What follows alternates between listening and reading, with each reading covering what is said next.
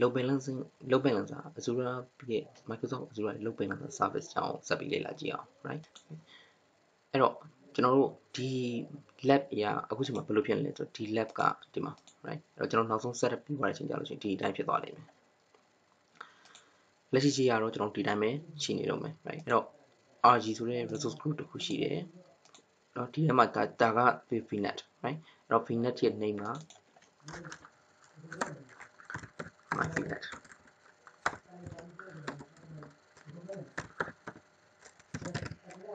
ဒီ VNet တစ်ခုလုံးရဲ့ IP ဒီဘယ်လောက်လဲဆိုတော့ 10.0.0/16 right ဒီ VNet တစ်ခုလုံးရဲ့ IP อ่ะ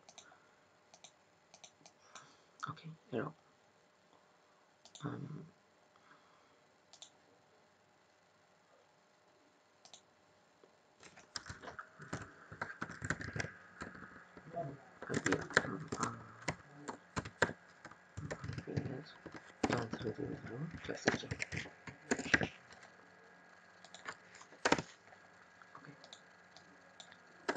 အဲ့တော့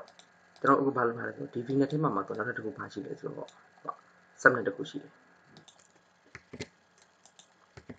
okay subnet တစ်ခုရှိတယ်အဲ့တော့အဲ့ subnet ကဘာလဲဆိုတော့သူ့ရဲ့ name က private subnet လို့ခေါ်တယ်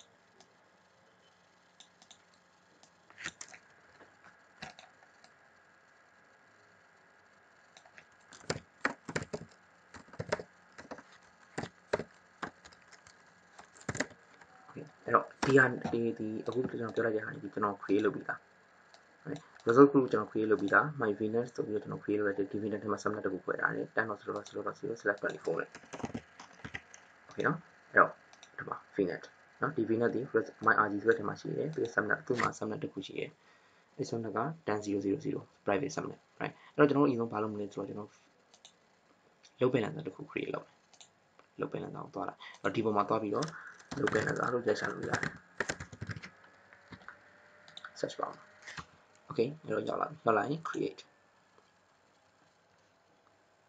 အဲ့တော့ဒီနေရာမှာကျွန်တော် resource group မှာကျွန်တော်ခုနက create လုပ်ပြီးသား my RG ကိုရွေးမယ်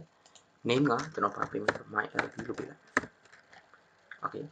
and ECS မှာပဲကျွန်တော်ထားလိုက်မယ် right အဲ့တော့ type က2မျိုးရှိတယ် public နဲ့ private လို့ပြီး2မျိုးရှိတယ်เนาะဒီ load balancer type ကsorry internet နဲ့ public ဆိုပြီး2မျိုးရှိတယ် internet ဒီပါလဲဆိုတော့ internet ကဒီ public ကိုမထွက်တဲ့ကောင်လေးကိုအထူးသဖြင့် database တို့ဒီလိုမျိုး internet ကို local network ထဲမှာရှိတဲ့ database တွေဒီလိုမျိုး public မထွက်တဲ့ကောင်လေးကို load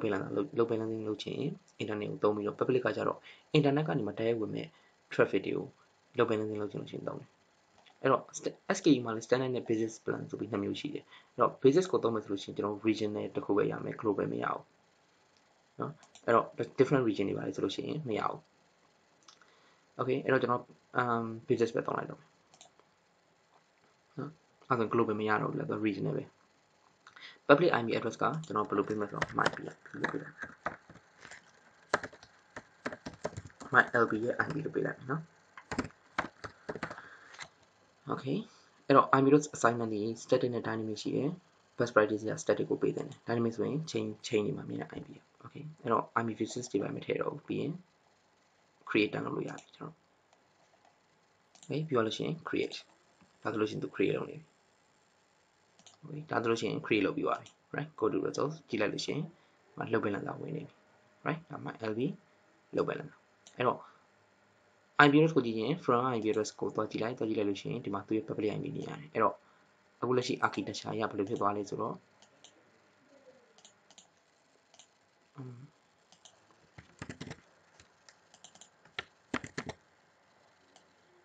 okay အဲ့တော့ဒါ load balancer ရဲ့ IP okay ဒါ public IP အဲ့တော့ load balancer ကိုလည်းကျွန်တော်ဖတ်ပြီးသွားပြီ okay အခုချိန်မှာဒီလိုပုံစံမျိုးဖြစ်သွားပြီ load balancer သူ့မှာ public IP ရှိတယ်ပြောရလို့ရှိရင်ဒီမှာ public subnet တစ်ခုရှိတယ်အဲ့တော့ဒီ subnet ဒီအခုချိန်မှာ load balancer နဲ့ဘာမှမဆိုင်ဘူးမဆိုင်သေးဘူးအဲ့တော့ဆိုင်အောင်လို့ကျွန်တော်တို့က attach တွေပါလုပ်ပေးမှရမယ် right အဲ့တော့ load balancer မှာကျွန်တော်ဘာလုပ်ရမလဲဆိုတော့ pool ဆောက်ရမယ်ပြီးသွားလို့ရှိရင်ဒီ pool ထဲမှာကျွန်တော် VM တွေကောက်ထည့်ရမယ် okay နော်ဟုတ်ပြီအဲ့ဒါဆိုလို့ရှိရင်အဲ့ဒီ step တွေကိုကျွန်တော်တို့နောက်ထပ် video ကြရင်လေ့လာကြမယ် okay အခုချိန်မှာကျွန်တော် load balancer လုပ်ပြီးသွားပြီ so အဲ့ဒါဆိုကျွန်တော်တို့နောက်ထပ်ဗီဒီယိုကျမှတွေ့ရအောင်